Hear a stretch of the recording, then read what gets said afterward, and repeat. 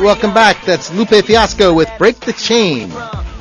And we're now going to be joined by Wazir فتحی. Wazir is the author of a newly released book, Interview with Galindo Pohl, a book of the testimony of political prisoners in meetings with an envoy of the UN. And those political prisoners were in the torture chambers, the dungeons of Iran, under the Islamic fundamentalist regime. Wazir spent 10 years of his life in those torture chambers, and he's going to be speaking up in Berkeley this weekend. And it's at a program called Iran at a Crossroads, Threat of War, Imprisonment, Massacre, Resistance, and Struggle.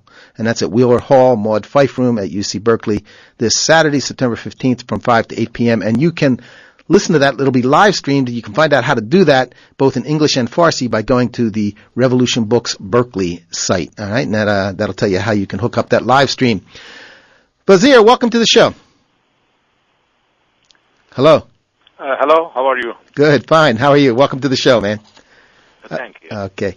Now I wanted to find out a couple of questions just to familiarize myself and people who are listening with you and the experience that you had. You were a prisoner in Iran for 10 years in the 1980s. Were you a political prisoner? بله من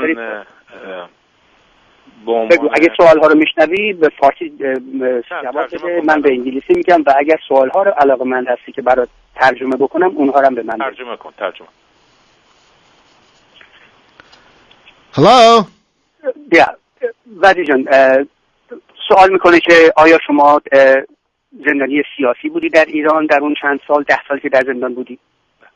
با سلام به شنوندگان محترم رادیوتون. بله من در این سالهایی که در زندان بودم به عنوان زندانی سیاسی دستگیر شده بودم و بین سالهای 1983 و 1992 من در زندانهای قزلحصار، اوین و گوهردشت زندانی بودم. Yes, greeting to all the audience, and I would like to say yes, I was political prisoner when I was in the prison for 10 years between the years of 1983 and 1992, and I spent my time in Evin, Gohardasht, and Gezelhisar. These are the 3 names of the infamous prisons in Iran. Can you give people a sense of what was going on at the time when you were arrested, and just give people a sense of what had happened in Iran and what was going on at the time you were arrested? میشه برامون توضیح بدی اون موقعی که تو دستگیر شدی اوضاع سیاسی در ایران چی بود؟ فضا چگونه بود؟ هنگامی که من دستگیر شدم در ایران جمهوری اسلامی رژیم سیاسی بود که بعد از یک قیام و انقلاب مردم با یک چرخشی در رهبری و هدایت اون رو به دست گرفت و در حقیقت از نظر نسل ما اون قیام رو و انقلاب رو در نیمه راه سرقت کرد و بر جای اون نشست و برای اون که مبارزین و انقلابیون اون زمان رو که در حقیقت قیام رو ترتیب داده بودند رو از بین ببره و نابود بکنه آغاز کرده بود به سرکوب شدید و دستگیری ها و آغاز تیرباران ها و اعدام های اونها. در این وضعیت بود که ما دستگیر شدیم. Yes, when I was arrested, and the political situation was right after the uprising or revolution, to use different terms, there was a sudden turnaround that the regime was able to consolidate its powers. And it was a kind of approach to the kind of new generation who took to the streets to be able to actually turn that around. In order to do that, they had to eliminate all those revolutionary generations. And what they did, they started suppression of the heaviest kind by mass arrests and executions. Well, now there were a tremendous number of executions. I mean, it really was in that first period of immediately after the seizure of power, the overthrow of the Shah. There was a lot of upheaval in the streets, and then there was that whole period. And like you were saying, the idea that there was this mass upsurge and then this horrific onslaught repression and oppression that, in massacres, imprisonment, all these things. There were literally thousands and thousands, tens of thousands of people were thrown in jails. Now, what were the conditions in the prisons when you went in there? What did people face when they went into prison? درسته. دقیقاً صحبتی که شما میکنید بعد از براندازی شاه یک زمانی موجود بود که خیزش‌های مختلف مردمی موجود بود در هر کجای دیگه، منتها بلافاصله این برگشت و هزاران هزار زندانی به زندان‌ها افتاد، مردم به زندان‌ها افتادن. میشه برای ما توضیح بدین اوضاع در درون زندان‌ها چی بود؟ چه فضای اونجا حاکم بود و روابط زندانی‌ها چگونه بود با همدیگر و غیره؟ با عنوان پیش مقدمه البته جمله رو عرض میکنم تا به اون قسمت سوالتونم وقتی که جواب میدم روشن‌تر بشه و اون هم این است که جمهوری اسلامی به راحتی نمیتونست بر اریکه قدرت بنشینه و بر انقلاب و قیام مردم سوار بشه، زیرا که با نسلی بسیار بزرگ و عظیم و آگاه از نیروهای پیشرو و آگاه چپ، سوسیالیست، کمونیست، آزادیخواه و رادیکال مواجه بود و به خاطر همین به هیچ عنوان نمیتونست تحمل بکنه و بپذیره که با وجود این نسل میدانست که براش غیر ممکنه بر علیه قدرت بشینه و قدرتش رو تحکیم ببخشه، بنابراین برای نابودی اون کوشید. Before I start answering your question in depth, I would like to give a certain kind of introduction. And that introduction is that it wasn't easy for the regime to basically turn everything around easily. Because there was a conscious generation, revolutionary, radical, people with the vision of the freedom and liberation. And that wouldn't have been easy for the system to be able to crush that in a very simple manner. بعدشان ادامه بده. بنابراین آغاز به سرکوب شدیدی کرد و در یک رویارویی کشاند در حقیقت جمهوری اسلامی با تلاش‌های خودش اون نسل رو که پس از 30 خرداد 1360 خودش رو نشون داد و بلافاصله بعد از اون همان جنایاتی رو که پیش از اون هم به صورت جسته گریخته و یا با حملات سازمانی یافته در جاهای مناطقی از ایران داشت ترتیب میداد، اونها رو این بار به شکل بسیار وسیع و گسترده‌ای رو آغاز کرد که با دستگیری و تیرباران جوانان و دانشجویان و دانش آموزان و نیروهای در واقع مبارزه انقلابی شروع شد. The regime started in the 1980s with all kinds of different ways in which extended their networks of arrest and executions. And primarily they started to go in the areas that was uprising. It was waves of revolutionaries was still going on. And that's how they started to go after that new generation that had risen up. Yeah, it seems that they were really, I think that's a really important point that Wazir is making, in terms of what was the climate at the time. It wasn't easy to go, to just go out and crush that. And it did dictate that the regime went out and did some very brutal things and very focused and very targeted, sweeps of people. And you ended up with many thousands of people in jail. Now again, if we could give people a sense of what were the conditions in the prison, once people went into the prisons, what were the conditions that people faced there? دقیقاً این فضایی که تو عنوان کردی چی در سراسر کشور میگذشت، منتها خوبه برگردیم میخوام ببینم در درون زندان ها چی میگذشت، فضا در اونجا چگونه بود، شما چی کار میکردید؟ وضعیت زندان ها به ترتیبی بود که من با توجه به اینکه درست از تقریبا از همون اوایل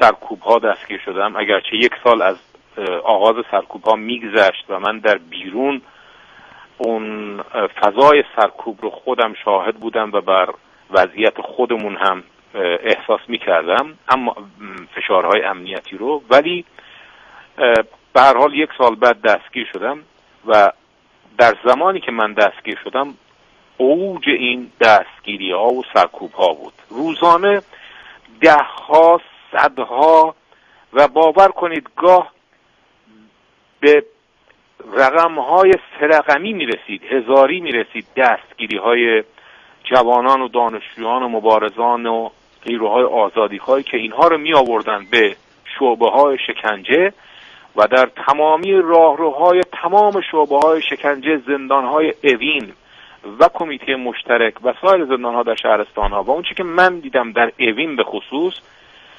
فریاد نعره های جانخراش مبارزانی بود که زیر شکنجه ها داشتن مقاومت میکردن.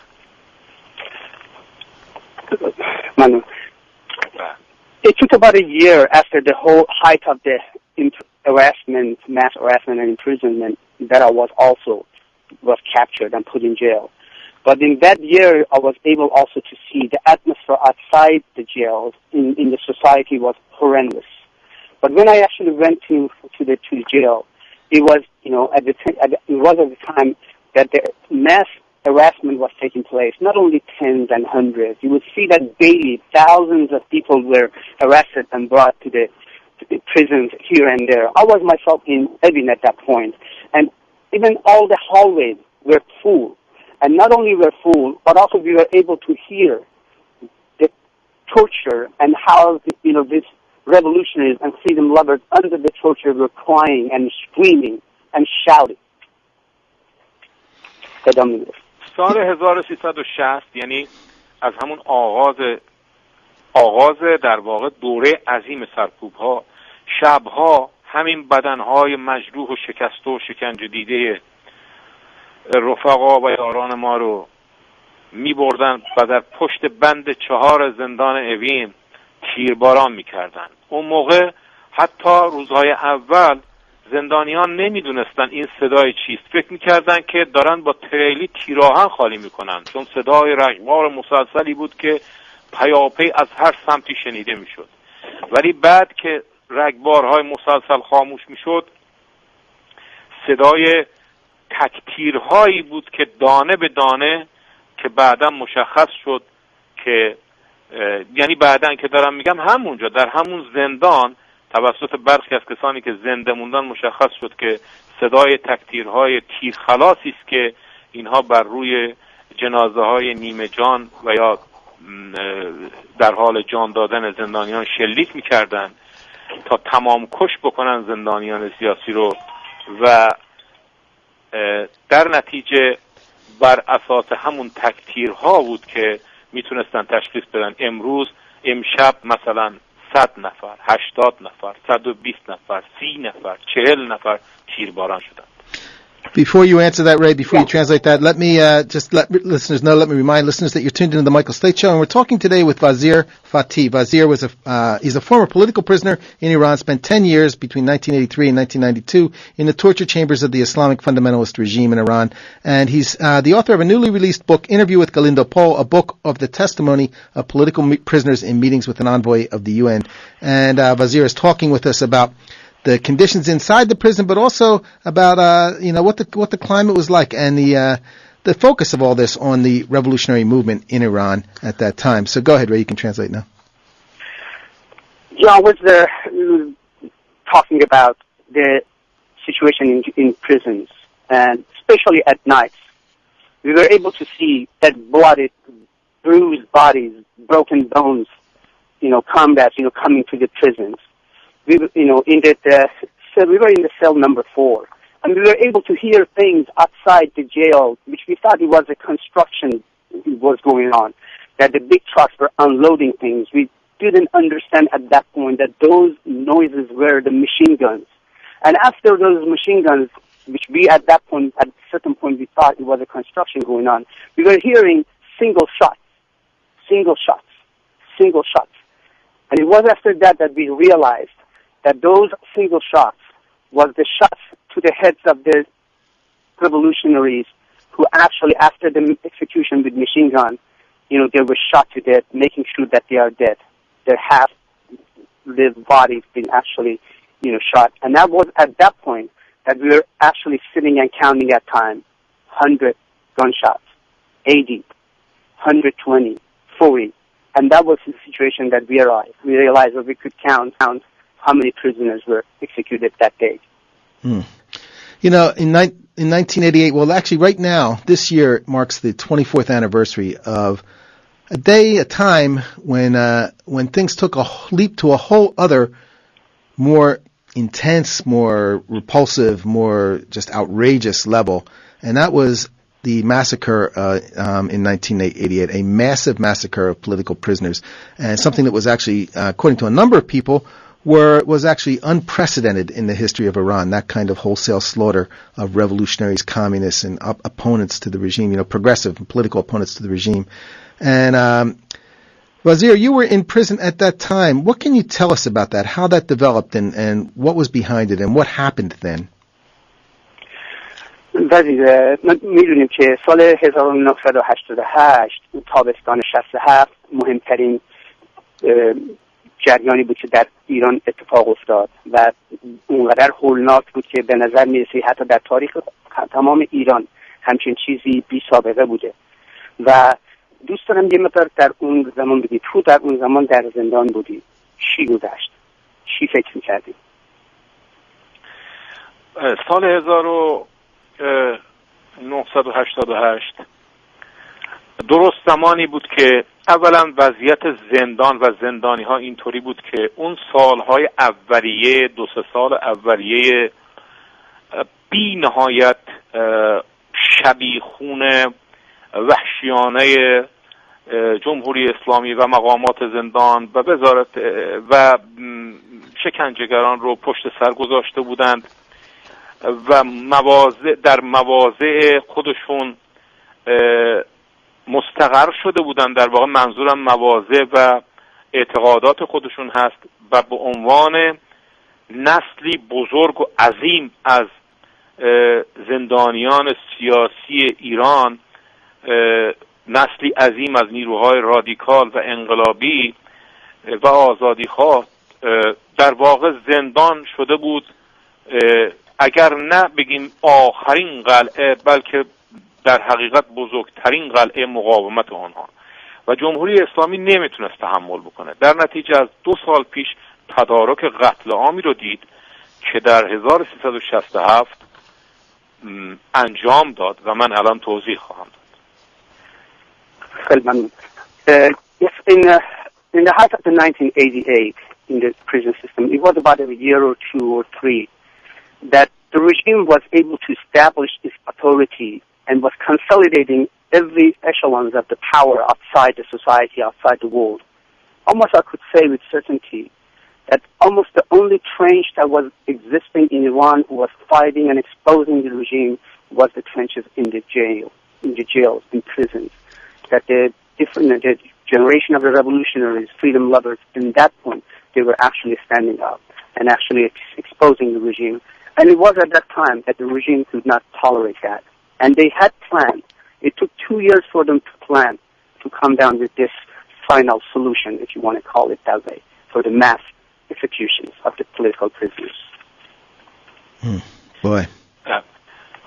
تدارک این کشتار عظیم از 2 سال پیش در واقع تو فکرش بودن، مشخص بود، قرائن و شواهدش برای ما موجوده، ولی از 1 سال پیش تدارکش رو شروع کرده بودن و بالاخره در 6 مرداد 1367 برابر با 28 جولای 1988 در اوین و 2 روز بعد، یعنی 8 مرداد ماه 1367 برابر با 30 جولای 1988 در زندان گوهردشت که هر دو از بزرگترین زندان‌های ایران هستند، قتل عام رو شروع کردند. هیئت مرگی شامل 3 نفر به نام‌های نگری به عنوان حاکم شرع و دستور دهنده، حکم صادر کننده، و اشراقی به عنوان داستان و پور محمدی به عنوان نماینده وزارت اطلاعات به زندان آمدند و در زندان رئیس زندان و دادیار زندان هم که در گوهردشت شخصی بیرحم به نام ناصریان اونها رو همراهی می‌کردند. براتون توضیح میدم برایش. Yeah, it was at the time that they started the Iranian massacre. was the July 28, 1988. That was the beginning at the Evin in Tehran. And 2 days after, that was extended to the Gohardasht Karaj in July 30th, 1988. And this was done by bringing forward what they call it Death Commission. Nayeri, Eshrari, and also the Pul Muhammadi. These were the different elements that they were in a different position at that point, and with the help of the governor of the prison in Gohardasht Karaj, Nasirian, they started another round of execution in Karaj. We have. I have to interrupt for a second. We have about 3 minutes left, so we have to move quick. بله جان، میگه فقط 3 دقیقه بیشتر وقت نداریم. هر چی دوست داری این 3 دقیقه شما عنوان بکن که من بتونم اینو ترجمهش کنم. باشه. هیئت که اومده بود و من توضیح دادم در بیان زندانیان به نام هیئت مرگ مشهور شد. این هیئت مرگ بنا به دستور شخص خمینی و تصمیم کل جریانات و جناح‌های جمهوری اسلامی همه با هم این تصمیم رو گرفته بودن و با حکم خمینی وارد زندان‌ها شدن. دسته های 20 نفره و 30 نفره از زندانیان سیاسی رو کشیدن بردن و جلوی هیئت و در سکوت کامل و بدون اینکه به اینها بگن اصلا موضوع از چه قراره، فقط 1-2 سوال پرسیدن که نشان بده که آیا زندانیان سیاسی بر مواضع خودشون هستند یا نه، و به محض تشخیص این موضوع اونهایی رو که تشخیص میدادن که بر مواضعشون هستن به سمت چپ راه رو هدایت میکردن و در سمت چپ راه رو به یک آمفی‌تئاتری ختم میشد که در آمفی‌تئاتر گوهردشت به دار میآویختن و در اوین در یک همچین سوله مشابهی که امکانات تیرباران رو داشتن تیرباران میکردن. هزار نفر از زندانیان رو، تقریبا اکثریت عظیم زندانیان رو در عرض 1.5 ماه حدوداً تیرباران کردن و یا به دار آویختن. همه اون نسل رو از 20 seconds. I just want to translate this part, which is very crucial. It said this death commission spent only maybe a minute or 2 with each prisoner. They lined them all up, had 1 question or two questions in total silence. And they asked people, would you stay in your position? Are you continue to be who you are, or are you going to return and actually speak up and basically sell out? What they did, majority of the people did not, and they took them to the amphitheater in Gohardasht. They hung them there because they did not have the equipment enough as a being to execute them with the gunshot, but they basically hang them. In a month and a half, thousands and thousands of people were basically hung to death in Gohardasht and shot to death in Evin.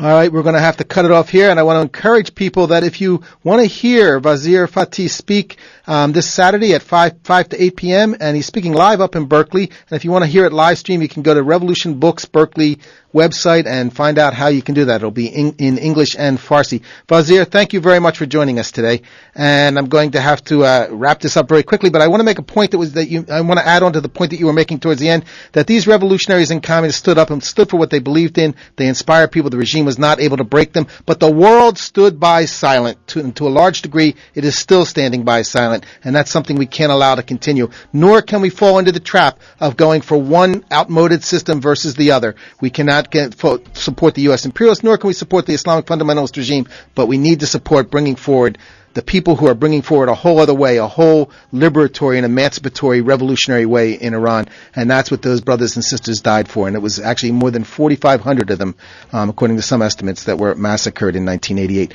All right, I want to thank my production assistant today, Henry Carson. I want to thank my engineer, Teddy Robinson. I want to thank all of you for tuning in. Thank all of my guests. And, again, if you want to write to me, you can at michaelslade@redfuture.com. Again, that's michaelslade@redfuture.com. We're going out with Jimmy Cliff and Upside Down World. World's Upside Down. World is upside down.